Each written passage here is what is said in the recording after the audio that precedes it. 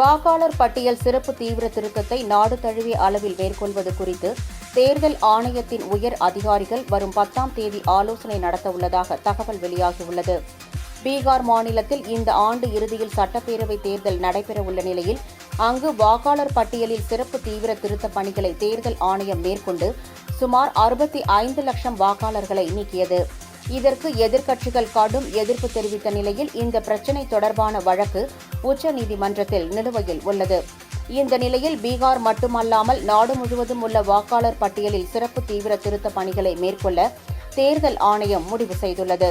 இதற்காக வரும் 10ஆம் தேதி தேர்தல் ஆணையம் மாநில தலைமை தேர்தல் அதிகாரிகளின் கூட்டத்தை கூட்டியுள்ளது. வரும் 2026ஆம் ஆண்டு ஏப்ரல் மற்றும் மே மாதங்களில் தமிழ்நாடு, அசாம், கேரளா, புதுச்சேரி, மேற்கு வங்கம் ஆகிய மாநிலங்களில் சட்டப்பேரவை தேர்தல்கள் நடைபெறவுள்ள நிலையில் அதற்கு முன்னதாக இந்த ஆண்டு இறுதிக்குள் நாடு முழுவதும் வாக்காளர் பட்டியலில் சிறப்பு தீவிர திருத்த பணிகள் தொடங்குவதற்கு தேர்தல் ஆணையம் திட்டமிட்டுள்ளது.